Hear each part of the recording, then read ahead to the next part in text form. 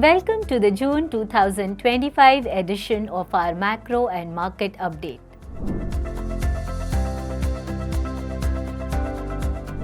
Since Liberation Day, and more noticeably since the start of Donald Trump's second presidential term in the US, policy shifts have become almost daily occurrences. The month began with a 90-day suspension of reciprocal tariffs between the US and China, calming markets after weeks of tariff-related uncertainty. But then, during the course of the month, we learned that Elon Musk is stepping down from DOGE, which was entrusted with the task of spending cuts in US budget. Department of Government Efficiency, DOGE's success has clearly dimmed with a lot of legal battles and social upheaval. Meanwhile, the US budget aims to enable domestic tax cuts while expanding the fiscal deficit, a hallmark of Trump's economic strategy. US Court of International Trade struck down Trump's reciprocal tariff, lending a fresh roadblock to Trump's agenda, though a temporary 150-day reprieve has been allowed to be in place for now. The future remains uncertain. The ongoing debate about tariffs as both a negotiating tool and a revenue source reflects confusion, as they realistically serve only one purpose at a time.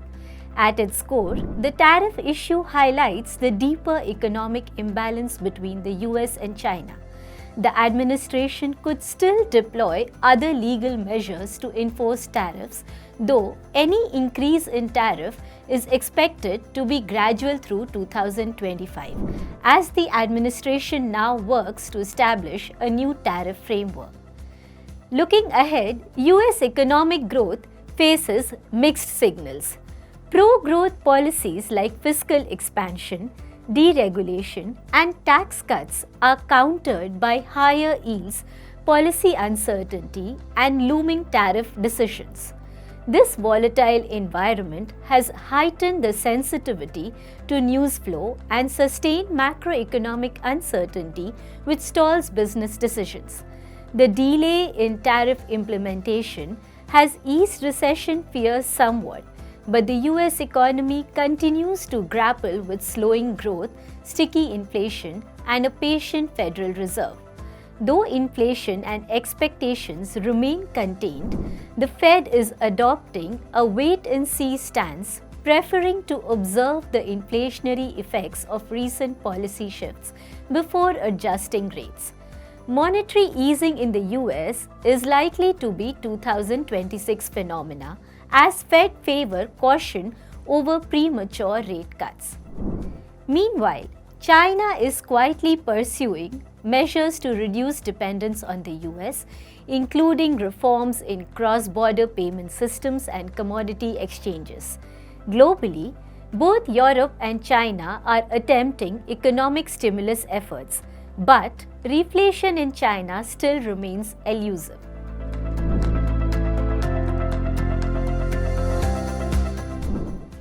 In recent months, developed market bond yields, especially in the 30-year segment, have risen, while the 10-year US Treasury yield has remained above 4%. The US dollar has weakened, emerging market currencies have strengthened, commodities have stabilized, though precious metals have gained. The US yield curve, particularly the 30-year versus 10-year spread, has steepened, but it still remains below the long-term trends. Given rising global bond issuances, US debt sustainability concerns, and an increasing uncertainty premium on the US assets, long-term yields could rise further. Trump's strategy to use tariff and withholding taxes to fund domestic tax cuts implies a desire to have foreigners bear a part of the US debt burden. This may prompt foreign investors to diversify away from US treasuries, increasing political and tax-related uncertainty and weighing on dollar strength. Though US stocks have recovered some losses, other markets, especially in China and Europe, have outperformed, reflecting expectations of easier fiscal policies.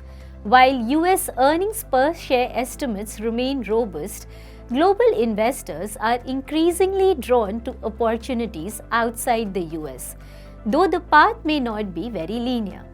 Commodity prices may remain supported if global fiscal stimulus continues and trade tensions ease, though tariff threats have lessened, not vanished entirely.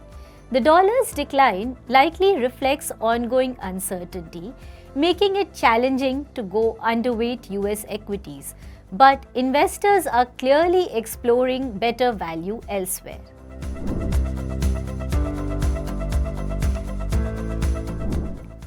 Coming to India, in FY26, India's real GDP growth is likely to stay around 6.5%, while the healthy agri prospects, government's desire to ensure better realization of capex targets and easing monetary conditions should help support demand.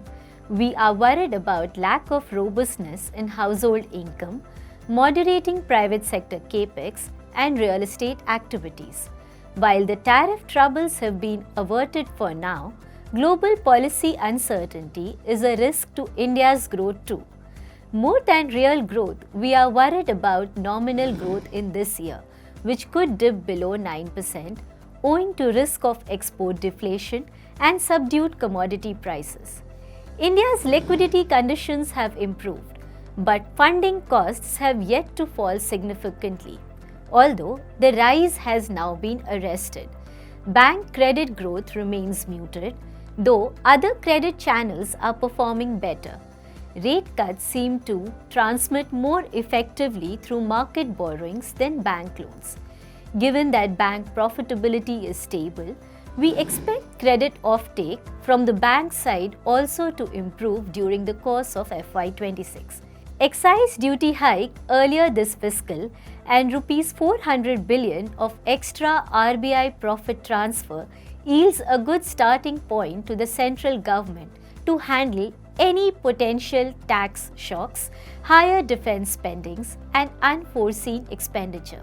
Foreign direct investment inflows for FY25 on a net basis has been near zero due to increased outbound investment and repatriation of past investments despite healthy gross inflows, reflecting sustained multinational interest in India.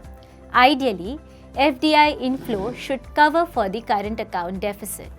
Fortunately, muted oil and commodity prices and soft global inflation have kept India's current account deficit below 1% of GDP and should likely do so in FY26 as well, thus making it manageable with various other capital inflows. Since Trump's policies have led to a trust deficit in the US dollar, concerns about the rupee has eased and the currency is expected to trade sideways through most part of FY26 until and unless any another shock appears, which we will have to evaluate.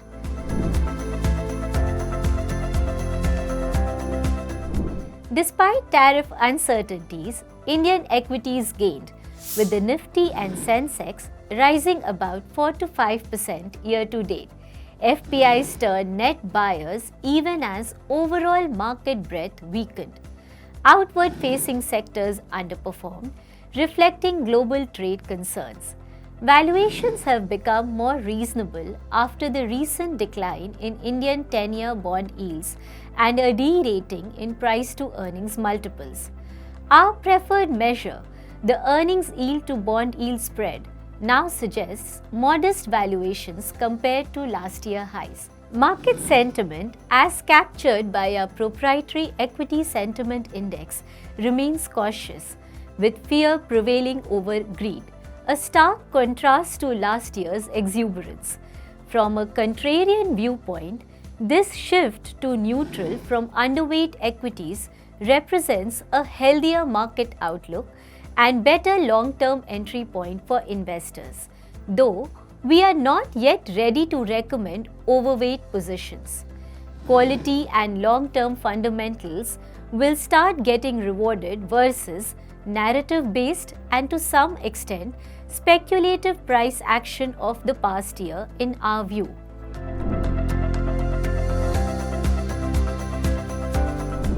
In the fixed income, the banking system surplus stands near rupees 2 trillion, that is 0.8% of net demand and time liabilities, while durable liquidity reached 3.5 trillion, that is 1.4% of NDTL by mid-May. With expected dividend transfers, liquidity could exceed rupees 6 trillion, that is 2.5% of NDTL, likely flowing into liquidity adjustment facility surplus as government spending occurs. FY26 is shaping up as a year of easy liquidity and accommodative monetary policy in India, paralleling other emerging markets and showing some decoupling from the US trends. So far, a 50 basis point rate cut has been delivered, with the base case calling for another 50 basis point later, after which rate decisions will be more cautious. Inflation is projected to hover around 3% through FY26. This improved liquidity has steepened the yield curve as short-term rates have dropped significantly, with overnight borrowing rates near the lower corridor limit. We remain constructive on interest rates. Government bonds could rally another 50 basis points, but spreads favor accrual strategies over the duration plays. Signing off for this month. Thank you. Mutual fund investments are subject to market risk. Read all scheme-related documents carefully.